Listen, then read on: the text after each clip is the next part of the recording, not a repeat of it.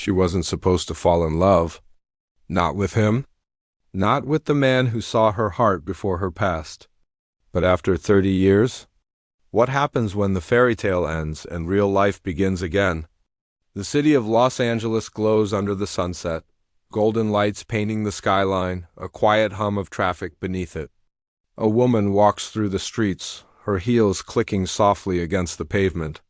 She's older now, wiser, but still carries that same spark in her eyes, the same fire that once turned a simple love story into a legend.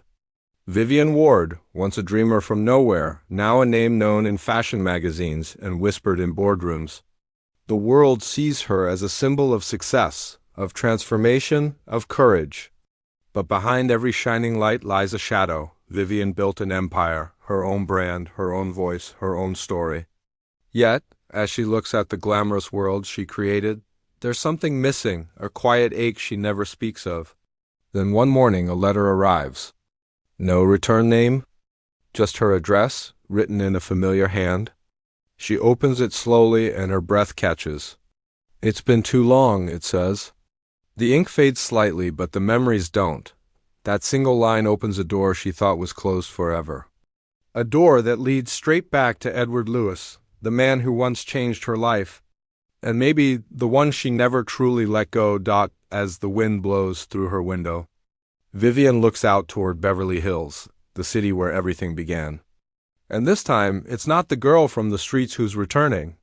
It's the woman who learned to survive them. The morning sun spills across Vivian's studio, touching bolts of red silk and sketches of gowns that shimmer like dreams. Her life looks perfect from the outside, flashes of cameras, applause at fashion shows, interviews calling her the queen of reinvention. But perfection can be a beautiful mask. As she stares at the letter again, her hands tremble slightly. It's not just paper. It's a memory, one that still breathes. She remembers the first time she met Edward. The limousine. The laugh that started it all. The promise of something pure in a world that only cared about money and image. They were two lost souls who found something real for a moment. And then life pulled them apart. He went back to his world. She built a new one. But time has a way of circling back to unfinished stories. Later that day, Vivian visits the old hotel, the Regent Beverly Wilshire, now renovated, glowing brighter than ever. She stands in the lobby, surrounded by echoes of laughter and love. Every corner whispers a memory. The red dress. The piano. The night she believed dreams could last forever. But as she turns, she sees someone watching from a distance, tall, composed, familiar. The world slows down. Her heart forgets the years. For the first time in a long while, Vivian smiles, not for the cameras, not for the world, but for herself. Because maybe the story isn't over yet. The next evening, Beverly Hills glitters with 1,000 lights. Inside a grand gala, Vivian stands surrounded by flashing cameras and whispers of admiration. She's wearing her newest creation, a crimson gown that flows like liquid fire. Reporters call her a legend. Investors call her an icon. But in the middle of all the praise, her eyes find one face that silences the noise. Edward. Older, silver at the temples, but that same calm confidence in his eyes. For a moment, time bends. The past and present collide in one heartbeat. They speak softly, awkwardly at first. He tells her he's been watching her success from afar. She laughs, but her voice wavers. You always did like the view from a distance, she says, half smiling. But behind the wit, there's a storm of emotions she buried under years of ambition. Later, on the balcony, they talk about choices, about how love can't always fit into the lives people build for themselves. Then, a headline breaks the next morning. Vivian Ward and Edward Lewis reunite, business or romance? The media twist their story again.